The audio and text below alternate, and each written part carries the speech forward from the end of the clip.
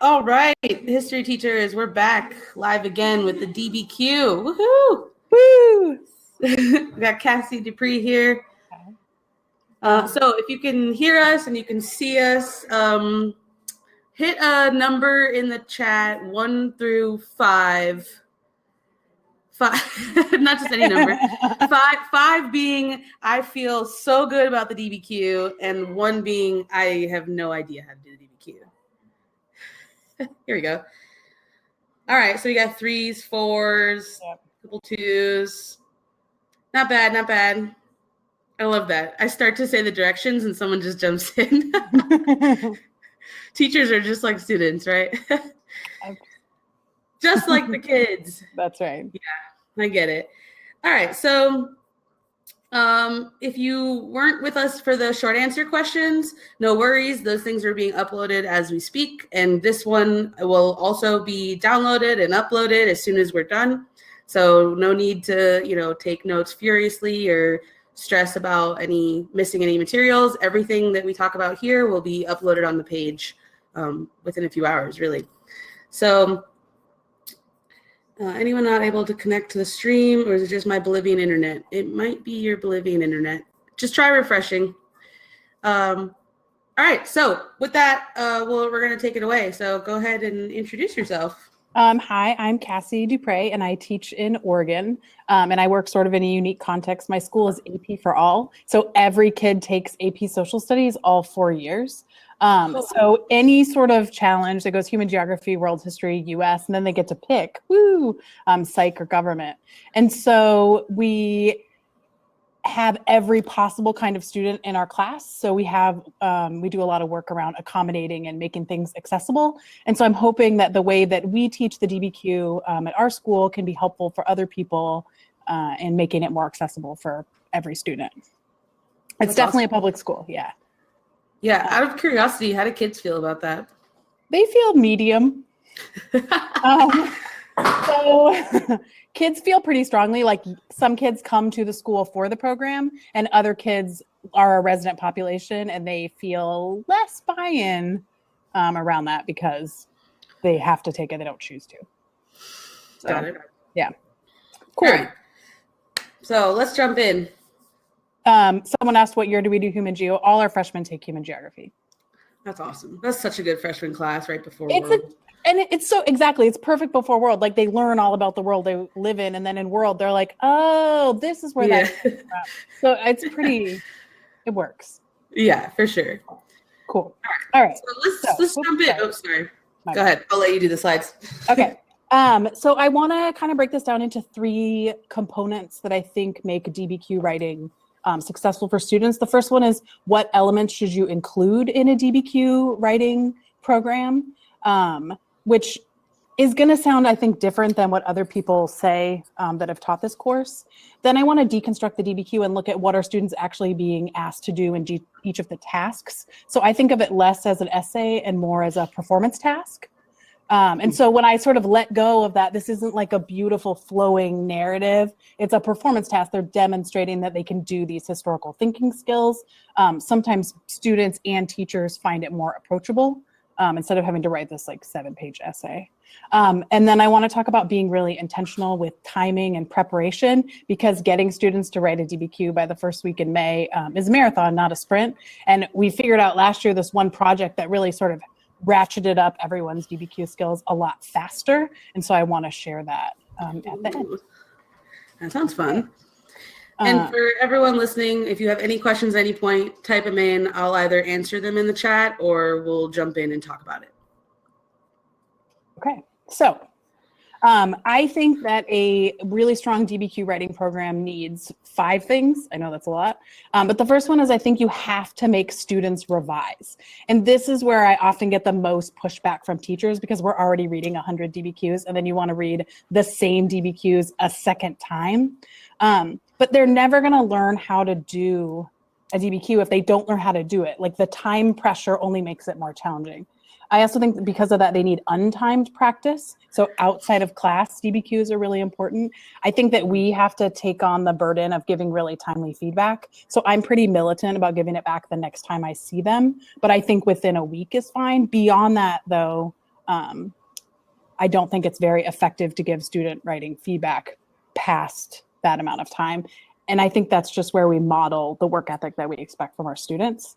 I'm going to show you an example of my old rubric versus my new rubric. And you can see how one is much more actionable for students. And the other one is sort of like, well, sorry, this is how you did. And then I think you can really min-max your limited class time if you teach context, thesis, and complex argument the same between the LEQ and the DBQ.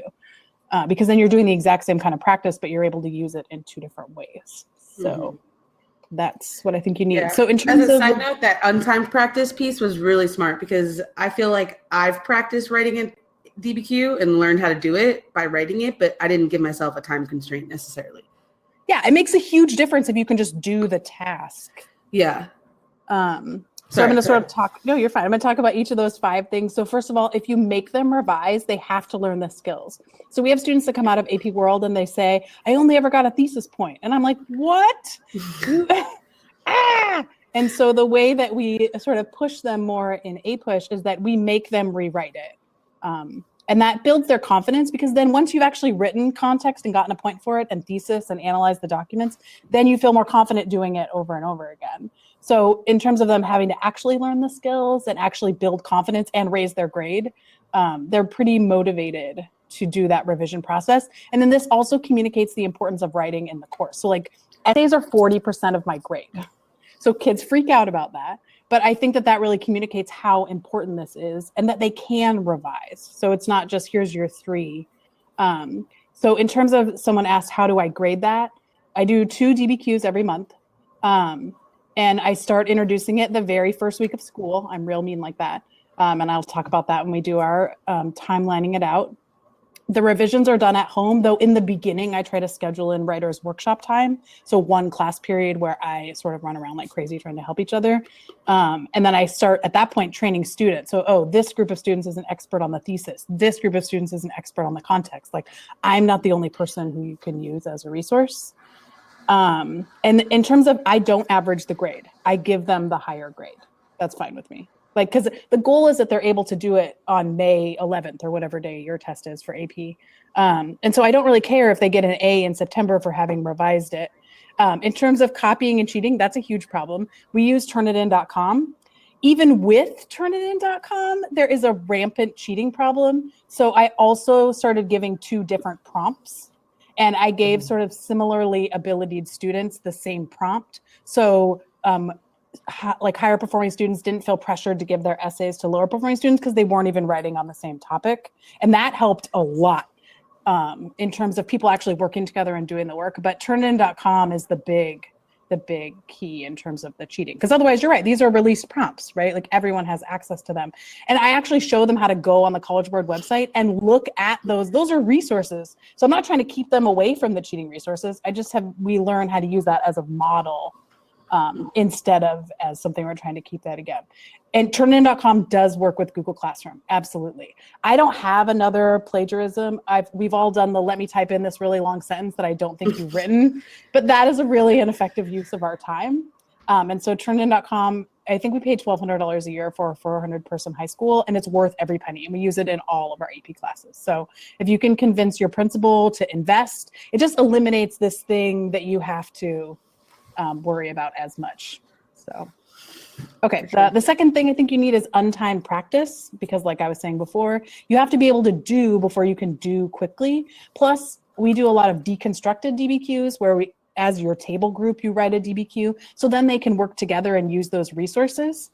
And also, if they have untimed practice and they write it outside of class, there's less revisions for you. And so then it's not reading 100 essays twice, it's reading 50 essays once because they did it right the first time in an untimed context. And when I do my end of course evaluations, this rewriting process, which students complain about all year, is always one of the things that they mark as like the most valuable in the class. So it makes a big difference. We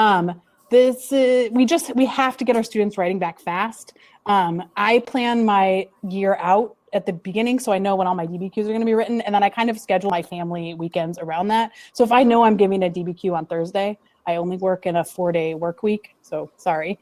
So if I know If I give a DBQ on Thursday, I know I'm not going to go out of town that weekend because I can't manage my time that way. And I have 2 small kids and a spouse. And so like, you just sort of accommodate those 2 things, like they fit together. So yeah. Quick question. Do you ever assign partial DBQs? I do in class. So when we talk about the parts of the DBQ, yes, I'm going to show you lots of in-class examples of parts of the DBQ. Okay. But I don't, and we use DBQs as examples. Like there's a 1976 DBQ about American identity where I stole all the documents, but we don't actually formally write the paper. So, yeah. Okay, so I think having actionable rubrics is really important. So here's my old style rubric, and you can tell because the College Board keeps changing the rubric expectations. So if you look here, you can see that there are some different words than we use now. But this doesn't give a student any idea what action they need to take. It's just like, oh, you got these points and you didn't get these points. Sorry. So I revised a few years ago to make a rubric that looks like this. And in the last slide, there's a link to all of these resources as soft copies, so you don't have to worry about that kind of stuff. But you can see that, like, for example, for contextualization, it has to relate to the topic and you need 3 specific details. That's not the College Board expectation, right? The College Board expectation is definitely not that rigorous. But since they have time to go outside of class and look it up during their rewrite, I don't want sort of minimal effort. But each of these gives them a specific action to take. Like, why did I get this point? Oh, I knew what 3 documents said. Why did I get this point? I did the HIP. And so I think having an actionable rubric makes it easier for students to proceed with those revisions. And then the last thing I think makes a big difference is leveraging the work that you're doing. So if you look at the LEQ and DBQ rubrics, the way you get the contextualization and thesis points is identical. So there's no reason to be teaching that separately. That should just be happening all the time together. I do essays in class without, someone asked this question, how often do you do essays in class without notes resources? So the first 2 they write are like fully resourced and fully outside of class. Then DBQs 3 and 4 and 5 and 6 are without resources in class. So it's pretty fast in the process, but those are totally revisable. Yeah, I agree with someone's comment that Tom Ritchie has great rubrics. And I definitely used his as models in constructing mine. The 8th document, so my students really struggle with outside evidence. They tend to do historical situation where it's a specific fact that relates to a specific document. So they think they're getting a full rubric point for that because it's outside evidence, but it's too directly connected to the document. Like, for example, a map of the French Indian War before and after, they'll be like, proclamation line of 1763. And you're like, oh, that directly relates to that document. So it's HIP, but it's not outside evidence. So by calling it the 8th document, that's made a really big difference in terms of reframing how that information fits into the context of the DBQ. Like, how is it supporting your argument differently than all these other things? Someone asked a question about HIP. So one of the things that students have to do on the DBQ, and this is just skipping ahead a little bit to talk about the different components, is they have to analyze either the historical situation, the audience, or the point of view. And so that's HIP. That's what it means. And I'll talk more about that when we get to that point. How do I keep my overachievers from writing me 10 pages? Yeah, they do write 10 pages. That is what happens. I think the most I've gotten is 7 double-spaced typed out pages. And that's bad. And we had a conversation about that. And that's a student who ended up doing really well in the exam, but they're taking like 5 AP classes. So you have to talk a little bit about time management and like, is this really an effective use of your time? I'll talk about this week. So let's talk about the parts of the DBQ. So we learned from the College Board to score it like this: contextualization, thesis, evidence, analysis, and reasoning. Those words are not as helpful when you're talking to students. So I teach it like this. What are the main ideas of the documents? How are we going to consider HIP or those historical complications? What's the context in the thesis related to the prompt? Then after we've talked about document main ideas, I will come back to that complex argument, because for my students, the 6 arguments supporting a document or the complex argument point, those are the hardest points for them to get. At the reading, they sometimes call those the unicorn points, because it's rare to find essays that are accomplishing that. And then also at that point, we'll integrate in the 8th document. So let's look a little bit. So this is the easiest point. Most students get this point at the reading. You have to be able to read a 3 to 4 sentence document and identify the main idea. If you can do that for 3 documents, you get 1 rubric point. So that's like the low-hanging fruit. We analyze primary source documents in our classes all the time. So we know that students should be able to get this point. So that's the low-hanging fruit, like make sure that your students can do that. And so then where do we practice that in the classroom? I often will do this as either my warm-up or my exit ticket. They get a single document and they have to figure out what is it saying. And I'm going to show some examples of that in just a minute. And then also we integrate that into our lessons. So we're doing a lesson on 20th century women's rights movements. There should be those little same boxes of documents that they see on the DBQ. So I think it's really important to make that an integral part of the class instead of just doing it when you do DBQs. And for that last one too, if they do all the documents, then they get 2 points, right? Or is it all or all but one? You can do all but one, but you have to use them to support an argument. Oh, so if you summarize 6 documents, you still only get 1 point. Okay. Yeah. So that is, and so some students, like my most effective students, only do 3 documents. They hit those 3 documents. They go all in on those 3 documents. Because in terms of their time, for some students, that's a better way for them to leverage more points. Got it. So the other, and I teach these 2 together. So HIP, or historical situation, intended audience, point of view. There's a 4th one called purpose that we're supposed to teach. My students confuse purpose and main idea. So they'll often conflate those in a way that's really not productive. So I've stopped teaching purpose altogether. I'm like, if you can't talk about the historical situation, the audience, or the point of view, don't HIP that document. And that's made a big difference in terms of their getting more HIP points. So I teach those 2 things together, and we practice that in the same way with warm-ups, exit tickets, and part of lessons.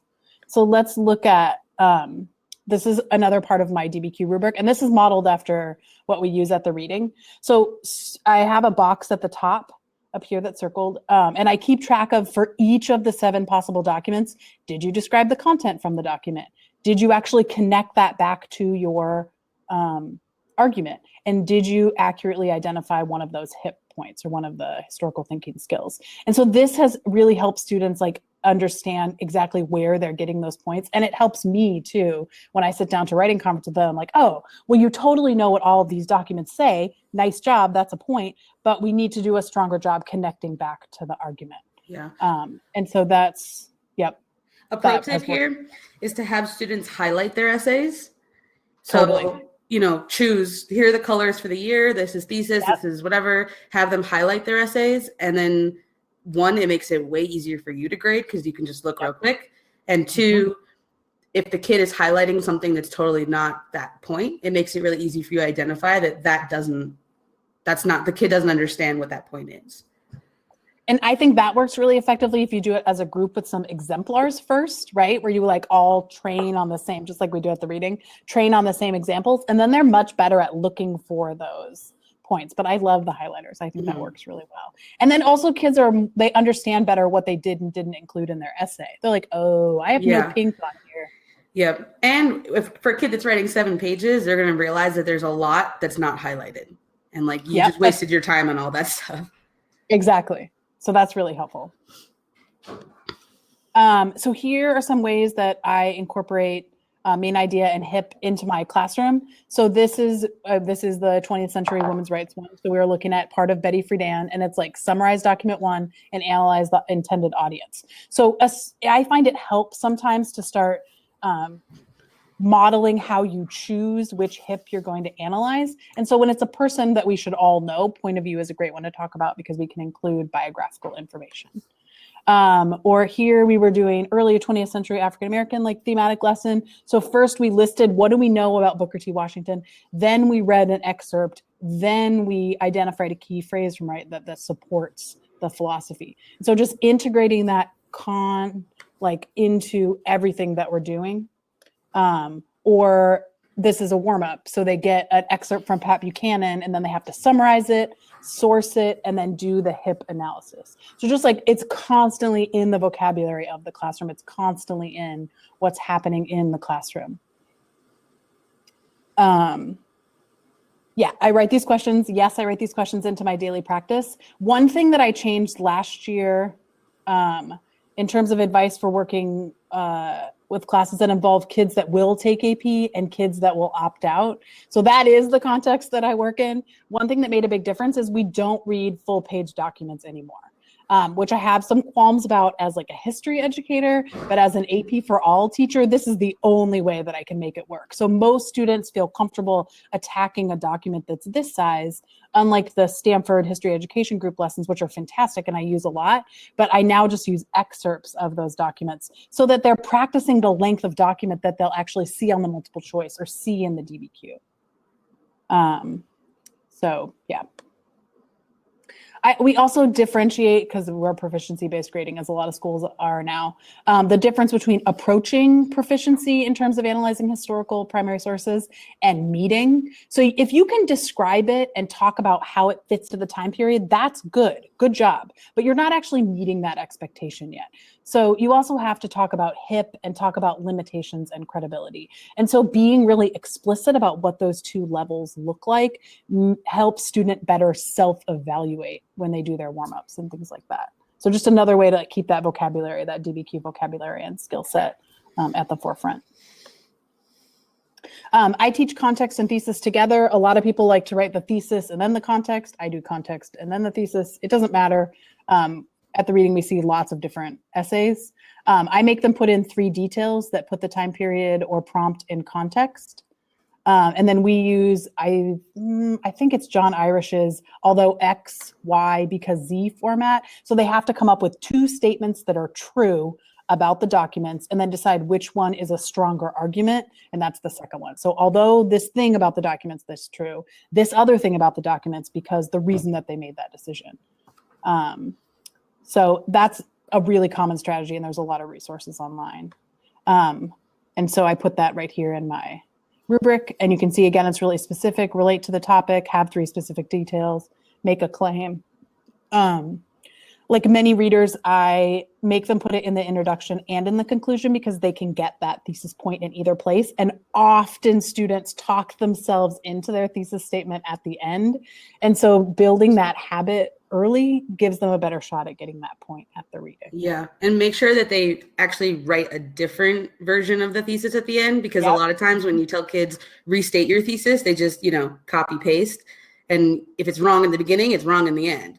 So but I feel like after they've written the whole thing, they have a better sense of what they were arguing. And so that last thesis point is like gold. Mm-hmm. Absolutely. And yeah, that's but yeah, I agree. You have to really enforce that expectation of like, these should be 2 different sentences.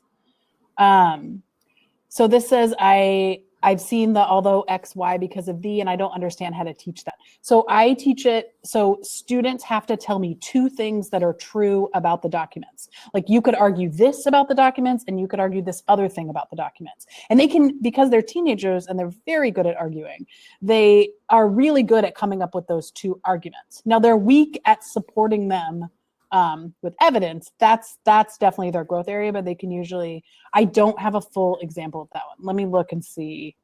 I have an example of it built into the classwork. Another example of context. So this is again, our 20th century women lesson. I want them to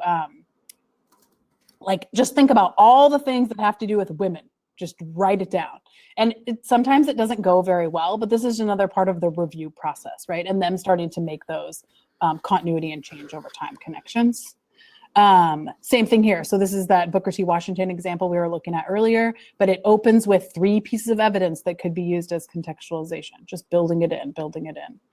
And then here's an example of teaching that thesis statement. So down here at the bottom, this is the Pat Buchanan piece that we were looking at earlier. So you can see they had to summarize it, they had to source it and do the HIP. And then they had to identify 1 reason that we should trust that document and 1 reason that we don't trust it. So we're looking at it not necessarily in a thesis statement. We're not making an argument like in response to a prompt, but what are the 2, why is it credible? Why is it not credible? Which one do you think is stronger and why? So reinforcing that, although this thing that I think, this other thing is a stronger argument for this reason. And yeah, I love the Star Wars scroll. I think that's a great way to teach contextualization. Definitely. I also really like the like previously on, and like Absolutely. show the beginning of like Scandal. Although it makes it kind of hard because on Netflix you can skip the intros, and so some kids don't even watch that part. But but they do know what that's talking about, right? What was on the last episode? Definitely. The thesis can be one sentence or multiple sentences. Both the College Board is totally fine with either one. I find students tend to write multiple sentences in the introduction and one really long sentence at the end because they've talked themselves into like knowing what they're talking about. But it's totally fine either way. It doesn't matter. And just to quickly hit a question for Frank that asked, how do you manage the course versus the test? So when you're choosing sometimes things that don't feel like great history, that feel like test prep versus teaching history in the test. How do you manage that? I mostly pick the test. I only have 148 school days, so I don't have a lot of time built in to do a lot of choice. And so I pick the whatever's on the key concepts as drivers. One big change that we've talked about before that I made this year is I teach the 20th century thematically now. So as soon as we hit 1900, I just do like all the women's stuff or all the politics. And that's allowed me to get way past 1980, which I love that. Can I define my understanding of context versus historical situation? Yes, I can. Hold on to that because I'm going to do 3 slides. That's the number one question that people ask is how are historical situation, context, and outside evidence different? Because aren't they all just outside evidence? So pause and I will come back to that. But so I choose what's in the key concepts. Yeah, and just to play off that too, I think the direction that the history exams have gone in, like skill-wise, are really like analytical and more about like how historians would actually study the material. And so I think because now we're not just drilling trivia questions and asking it, like the old essays were very like formulaic and now it's a lot more holistic.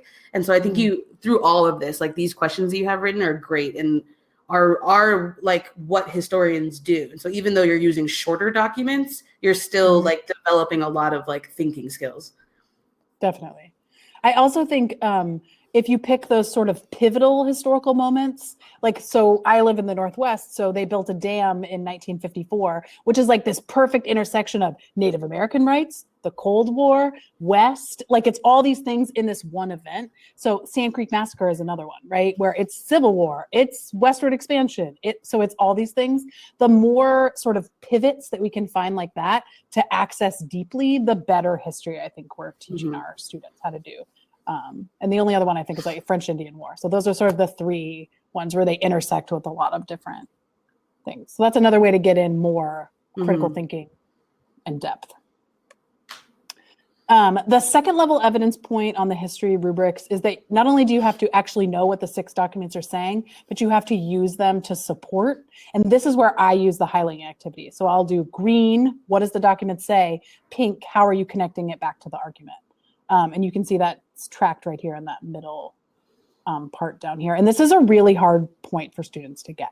I think it's the most important skill that we teach, and that argumentation point, but it's real challenging for students. This is in our Mexican Americans in the 20th century lesson, but we see this hypothesis were Mexicans welcome in the US in the 1920s, and then they have to use evidence from documents that I've already pre-selected to go to follow that claim. So with this skill in particular, doing partial makes a big difference faster. So they're much better at connecting arguments from 3 documents or 2 documents, as opposed to the 6 or 7 that they confront. And this makes them understand faster, I think, how to support an argument. Okay, so outside evidence. I call this the 8th document, as I talked about earlier, because I think that students really need to think about a discrete piece of evidence that's not connected to any of the other documents. So let's talk about the differences here. Okay, so historical situation, which is one of those hip points, it has to tie directly into a document. For example, if you're going to talk about the proclamation line of 1763, and you're looking at a French-Indian War map, that's a direct connection. So that's historical situation. Whereas if the document is the Declaration of Sentiments, and you're throwing in William Lloyd Garrison and like the abolitionist stuff, that's outside evidence or contextualization, because it's not, even though they're both antebellum social movements that are happening at the same time, it's not a direct connection. You using your analysis would have to make it more correct. So make it stronger. So that's historical situation. Outside evidence has to relate to the prompt and not any documents. And often stuff that works for outside evidence works for contextualization. If you think they're the same, you're not wrong. Mhm. It's all about how it's incorporated into the essay. So context can be at the beginning or at the end, but outside evidence is incorporated into the body of the essay. So you're not going to be like on paragraph 3 of a 5-paragraph essay and be like, oh, I found your context. No, that's outside evidence at that point. So where you incorporate it in makes a big difference. Contextualization, right, is located in the introduction or the conclusion. You can give context at the end by sort of saying how it keeps going. It's pretty rare for students to get points by doing that, but that is allowed by the College Board. Students were more successful this year on the essay that I read, giving information about the time period that expanded the analytical categories. So I was reading a political and economic prompt. And so kids who added social for their context, that made a big difference. That was a strong way to get contextualization. In the past, I've read a DBQ where they did a better job connecting to earlier versions of the same movement. That was a great way to get context. So both of those are sort of valid ways to approach it. Additional categories of analysis or, yeah. And to please echo again. So the having students brainstorm what they know about a prompt before they look at the documents is awesome, because then they can kind of go through and see what's left over after they've looked at the documents. And Frank, outside evidence shouldn't be connected to a document, so it should be completely separate. And they don't have to know like an additional document. They don't have to have a set of primary source documents memorized to just throw in. So they don't have to. Right. So by 8th document, you mean like the topic that 8th document could be about, not like they don't have to actually say like, I need this speech. Correct. Yes. Not literally. Yeah. Okay. Yeah. Sorry. Yeah. Yeah. And then Jennifer says outside evidence cannot be a document or related to a document. Yeah, that's right. Yep. Okay. So the complex argument point, I teach this the same in the LEQ as I do in the DBQ. The two strongest ways that students get this point are explaining the nuance of an issue by looking at multiple variables or multiple causes. For example, if the prompt is north and south and they also talk about the west, that's a really strong way to get that complex argument point. That's the most common. Or if they're analyzing one cause and 3 effects, that's another great way to get that complex argument point. Very strong students are able to look at counter arguments, like someone might argue this, but actually that's wrong because of blah, blah, blah. And that's another way that you can get that complex argument point. But I find it's really hard to teach the counter argument. I think it's really valuable and we talk about it out loud a lot, but I really push the multiple variables component.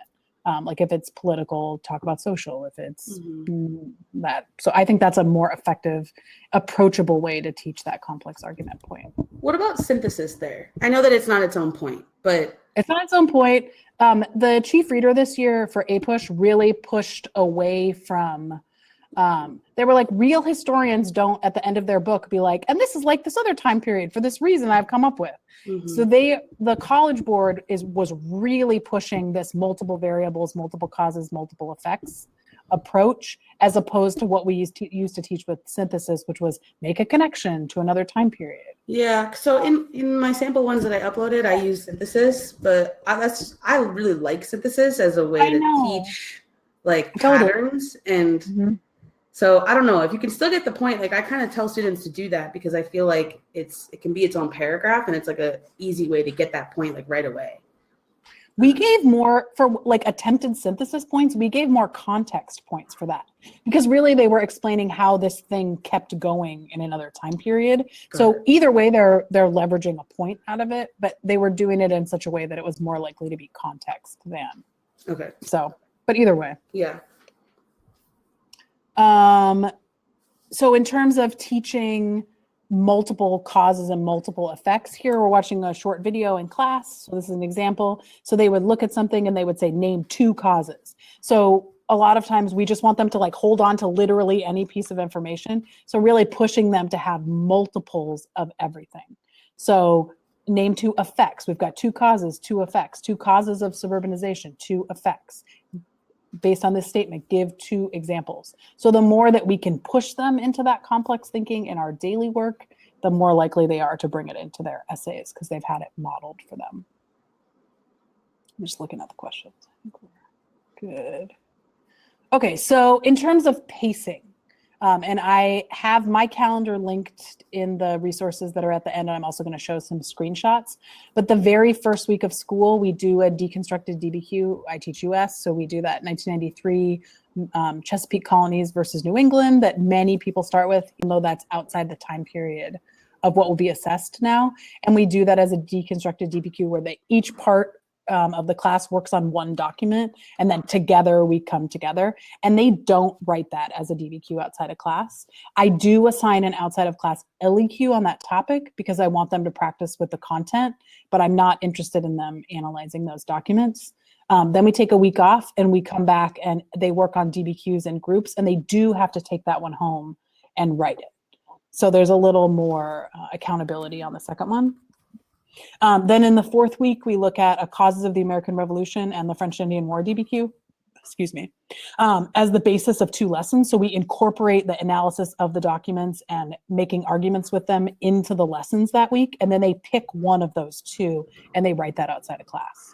So that's sort of the outside of class, untimed, supported ramp up to DBQ writing. Then in the 2nd month, which for me is October, they write 2 DBQs as timed writes, and they're required to revise one of them. And so, yeah, how much time do I devote to the initial deconstructed DBQ? I give them, but we do the whole class period, which for me is a 55-minute period. I don't encourage a 5-paragraph essay structure. I actually, it might sound crazy, but I use a 4-paragraph essay structure because their thesis statement is, although something, something else. So those should be their 2 body paragraphs. And then if they were to have an additional category of analysis, right, to get that complex argument point, that would be the 5th paragraph. But I really teach it as 4. So by deconstructed, you mean you're taking a DBQ, you're giving a document to each group, or within a group, they're dividing it out.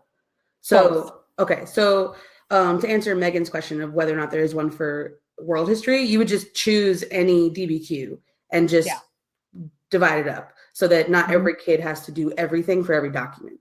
Yep. Cool. What's the DIY DBQ? So then they have to, so I'm gonna show you that in just a second. If the prompt doesn't specify the types of causes or explain the specific variables, how many causes or effects, according to the College Board, they only need one cause and 1 effect.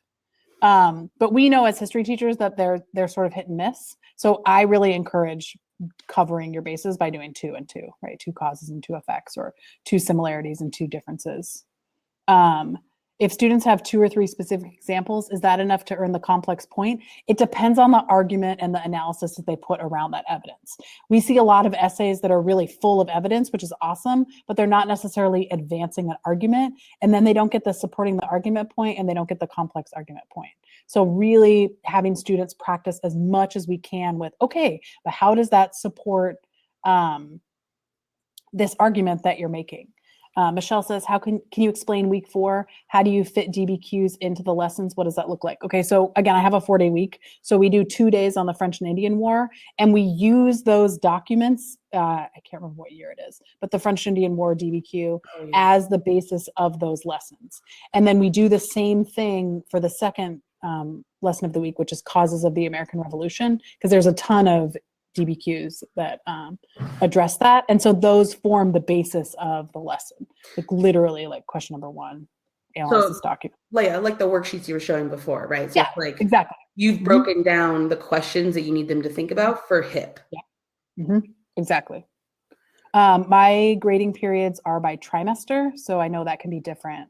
So we do 12 weeks, 3 12-week cycles. So I think that's a bit longer than a lot of people who have their first 9 weeks. So in that case, then I would stop after where it says second month. I would do this project that I'm going to talk about in just a second. I would do that as a second quarter project. I was confused why we don't give complex point if the student did both sides. Yeah, that is the easiest way to get the historical thinking. But that's more clear in the LEQ than it is in the DBQ in terms of the historical thinking skill, because students spend so much time analyzing the documents that often, and making an argument, often they're not making a clear historical thinking argument like they do with the LEQ. Where like with the LEQ, they definitely talk about similarity or difference, cause effect, like it's much clearer as a frame for their essay. Students tend to use documents unhelpfully as the frame for their DBQ essay. And so it is easier to teach those two in tandem for complex argument. But with the DBQ, it's almost one more thing for students to think about that's pretty challenging. So I find in terms of just trying to keep it approachable, that is a better strategy for complex argument. Okay. Do I teach the DBQ before the SAQ, the LEQ, and the multiple choice questions? I teach the DBQ first because the skills that we use in the DBQ are in all the other skills. So the SAQ is awesome, like that. The second SAQ on the history exam is always a visual, like a graph. That's just like analyzing it in a DBQ. So it's really easy to lift out parts of the DBQ and show. Same with the multiple choice, right? We look at a primary source passage and then we answer those questions about it. Frank says National History Day models a way of analyzing primary sources. I also think that's a really helpful lens. Gilder Lehrman has a strategy that's pretty good. They have a great resource library for APUSH too. So yeah, I think that's a great thing to suggest. So here's sort of the first calendar. These are my very sketchy screenshots. So the first week of school here, this is our first week. We have to do like fun stuff the first day, so it's not a teaching day. But the first thing we also, full disclosure, have 2 weeks of school at the end of last year. So I've already seen my students for 2 weeks, and then we take a 3-month break. So I promise we do Columbian Exchange and like the other like Native American populations who are here pre-contact. We do all that stuff, but it's already happened the last 2 weeks in May. So we come back and we hit the ground running with colonies. You can see here, we're going to use those 1993 documents to compare New England, Middle, and Southern colonies. Then we don't do anything the fourth or the second week related to DBQs. And then the College Board has released a great DBQ fairly recently. And so this day right here, we're going to analyze those documents. And then next week, which is the fourth week, here's the French-Indian War DBQ that'll be the basis for these. And this is the Road to Revolution DBQ that'll be the basis for these. And then they choose and they write and turn it in. So that's sort of the first month. It's great. Is it weird, but great for some work? We're not allowed to assign summer work. So yeah, it would be amazing. Yeah, it's a bummer. It's definitely a bummer. So then now you can see my calendar starts to scaffold off because I'm like, what am I specifically doing? I don't know. But I have all the assessments planned for the year. And I strongly urge you to plan out your assessments for the year, even if you're not 100% sure what is actually going to be happening on those days, especially if you're newer to AP. It's really easy to let the content get away from you. I give my kids a reading and testing calendar.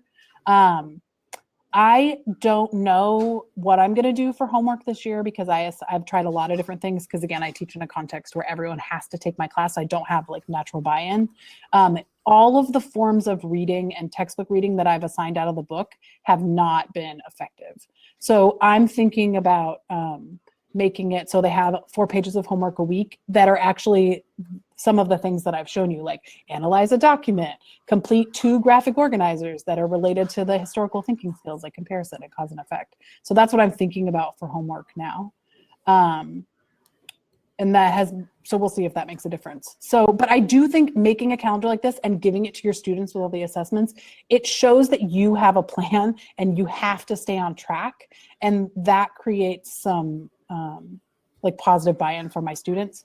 because they know, like, I have a plan, it's going to be fine. They also kind of freak out because they can see how many essays we're going to write. So you can see in October, we're actually not going to write any DBQs here, but we do have 2 in-class LEQs because we're practicing so many of the same skills that I'm fine with that. And then in November, this takes us through the end of my first grading period. We do our first 2 in-class DBQs. So they will have had practice with writing contextualization, thesis, and complex argument in a timed write before, and having gotten feedback and practiced using those 2 earlier LEQs and using their 2 earlier DBQs. Then they have, finally here in November, we're writing our first like real DBQs. My plans for the entire year, yes, my calendar is in the resource link that'll show at the end. And it's my live calendar, so you'll see as I am planning and updating like what's happening. But I have locked in all my assessment dates. Also, we did conversations with teachers about pacing. Mm-hmm. Cool. Yeah, but I can't. Amanda, we can't hear you.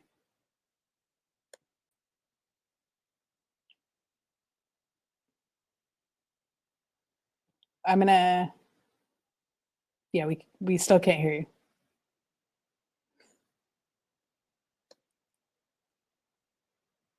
Okay, I'm gonna talk a little bit till you come back. Yeah, okay.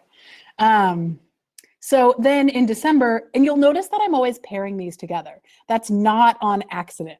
I think that when they write one, they get the feedback and they write another one right away, that they become better way, way faster. So it makes for 2 not like ideal weekends in a row. It's not like super great for your family, but it's the right thing for your class. So I do think pairing makes a big difference in terms of leveling up their writing faster. So this is the last thing I want to talk about, which is students create their own DBQ. So they have to create an original 7-document DBQ that focuses either on continuity and change, which is what most students pick, or cause and effect. And it doesn't have to be historically significant. Sorry, you missed what I said about pairing. I think that it's really effective when you pair the DBQs 1 week after another, because they write one, they get feedback, and they get a chance to apply it right away. So I think that, and then when I do that, I only make them revise one of the 2 because it's a lot for them, it's a lot for me. So then they can pick which one they want to work on. So that's a way to manage the paperwork or work on your side. Okay, so anyway, in terms of making your own DBQ, they pick a topic. They have all the DBQs in the world to look at on the College Board. So they usually just steal the prompt directly and change the words, which is what I want them to do. And then they have to find 7 documents, and they have to provide contextualization, outside evidence. They have to hit 3 of their own documents. They do this in partners. And then they present that DBQ to the class. Students did all kinds of topics. I don't know if I click on these links, will it go to what I want? What do you think? It won't go to, okay.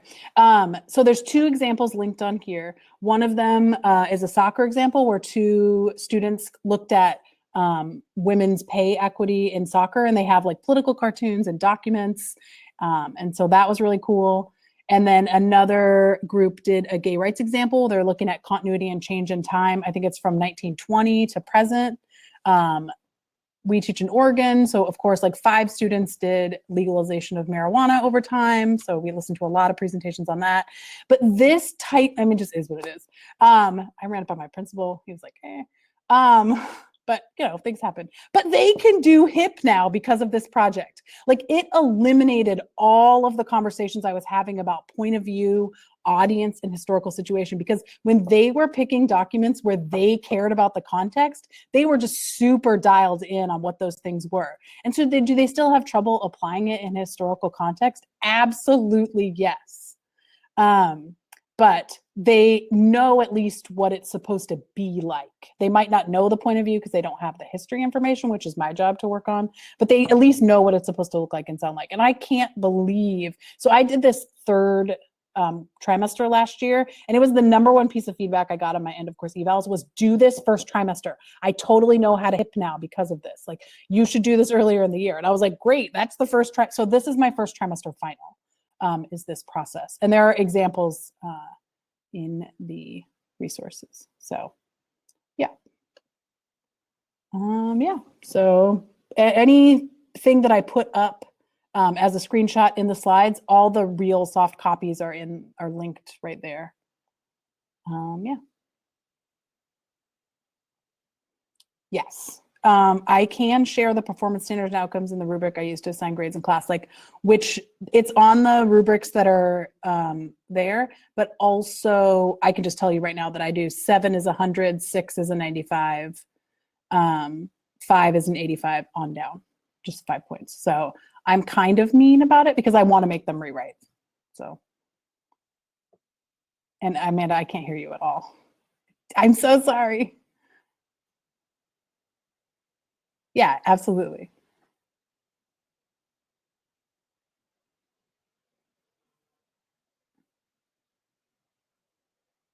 I can't hear you.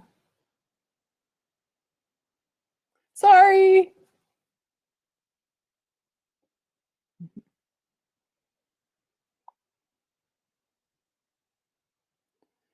Writing supports for students with ELL or SPED, yes. So I actually use a modified rubric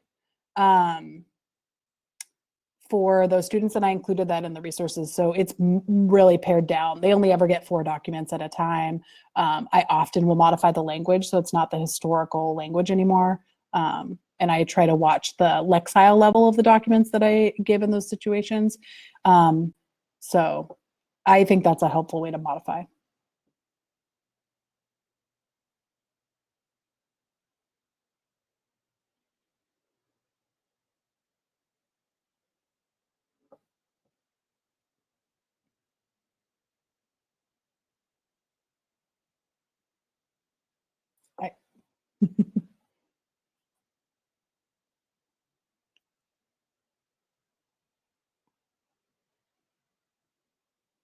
Cool.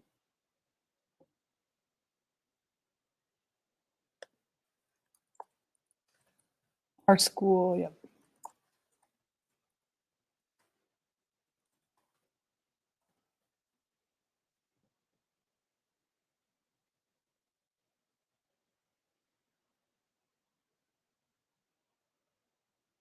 Yeah, okay.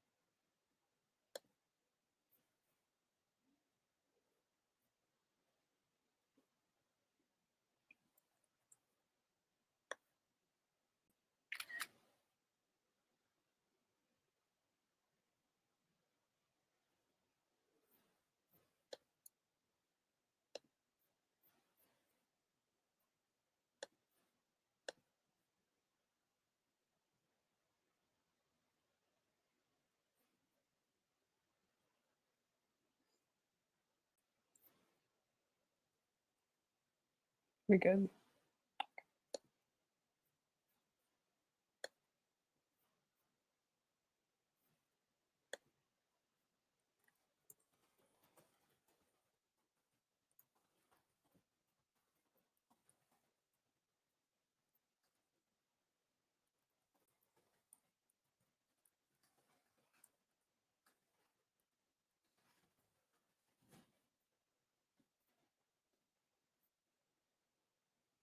Okay.